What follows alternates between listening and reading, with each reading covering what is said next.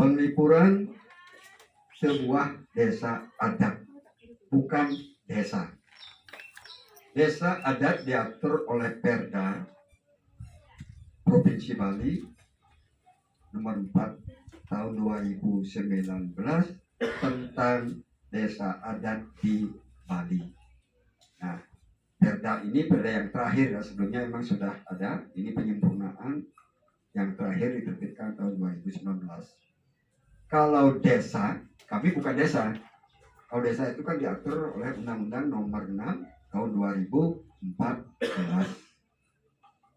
Jadi penglipuran sebuah desa adat yang terletak di lingkungan penglipuran Kelurahan Kubu, Kecamatan Bangli, Kabupaten Bangli, Provinsi Bali. Jadi kami bagian dari kelurahan, bukan desa. Sehingga kalau ada pertanyaan tentang BUMDes, dana desa, jelas itu tidak ada, karena kami di kelurahan. Penglipuran luas wilayahnya 112 hektar. Itu semua di bawah naungan pengawasan dari desa adat. 112 hektar itu dibagi menjadi 3 zona. Zona Parahyangan itu di atas dataran paling tinggi.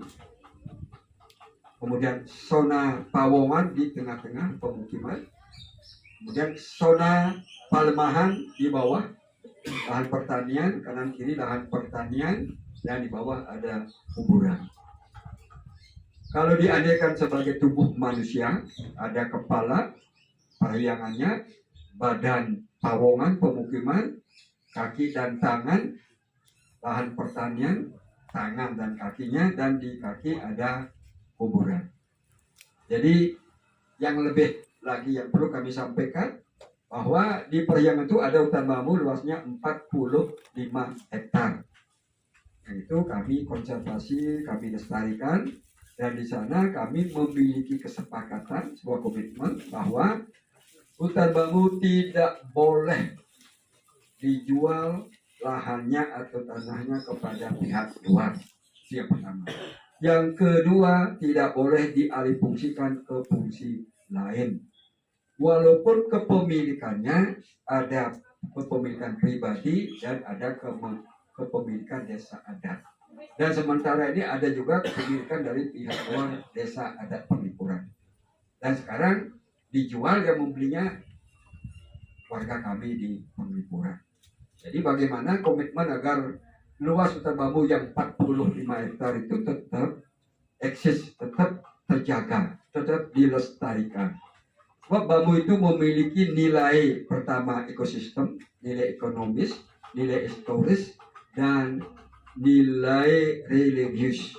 Yang kesemuanya ini kalau kita narasikan di dalam kegiatan kepariwisataan, kalau kita membuat sebuah storytelling, jelas ini merupakan bagian yang sangat menarik bagi para wisatawan, terutama bagi mereka yang cinta dengan tumbuhan ini yang namanya bambu. Ya, mereka ada penelitian, ada sekedar jalan-jalan di hutan bambu, ada juga yang memang betul-betul merasakan auranya bambu seperti apa. Karena itu memberikan kenyamanan di dalam kehidupan kita, sebab bambu itu sebenarnya di Bali itu dibutuhkan dari sejak lahir sampai meninggal sebagai bagian dari berbagai kegiatan. Nah, kerjasama ini yang perlu kami dekatkan sesuai dengan ini. Pentahelik, Ibu saya tidak usah lagi berkomentar, Ibu udah paham, Bapak juga sudah paham. Mari kita bersama membangun ini dengan baik. Bekerja sama dengan pemerintah pasti, membuat regulator, fasilitator yang melindungi kita. Yang kedua, media. Baik-baiklah bekerjasama dengan media. Media itu alat kontrol yang mengontrol kita. Yang kedua, sebagai yang mempromosikan. Coba kalau ini sekarang hadir di Penglipuran, nanti ini punya medsos, disebar berapa follower yang akan membaca itu. Sehingga kami kemarin waktu event yang namanya Penglipuran Pilit Festival, itu event kami, itu kami mengadakan lomba vlogger, para vlogger ini dilombakan gitu. Kita ambil jurinya dari TPRI, dari Putri Pariwisata Indonesia, kita minta bantuannya, dan dari warga Bali yang memiliki vlogger yang banyak. Itu tidak usah ketemu, sudah daring semua. Nah itu. Akhirnya penglipur itu betul-betul saya baca di YouTube itu muncul terus gitu. Beberapa kali muncul gitu. Jadi media. Nah ini saya, teman-teman media di Bali itu ya bisa dikatakan sudah seperti teman gitu.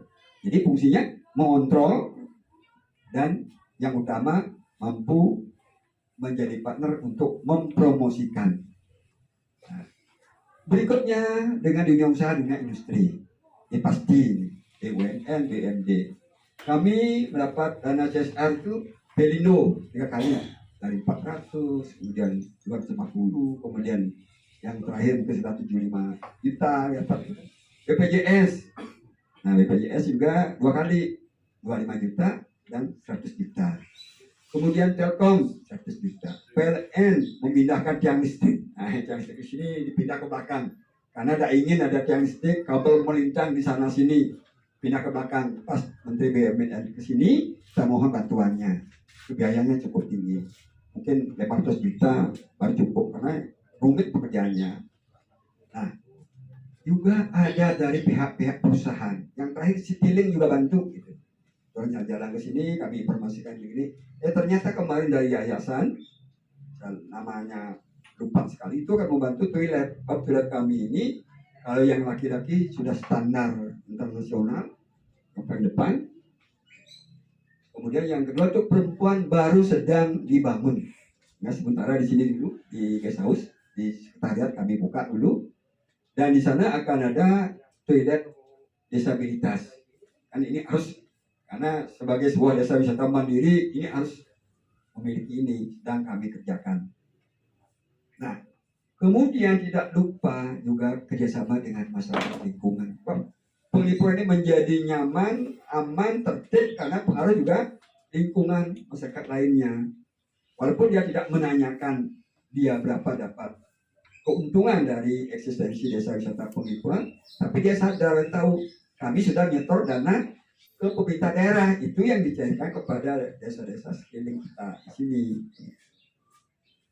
Nah itu kami kerjakan sebagai sebuah strategi sehingga Penglipuran bukan milik kita sendiri, milik kita bersama. Bapak Ibu media sebagai partner juga sebagai pemilik.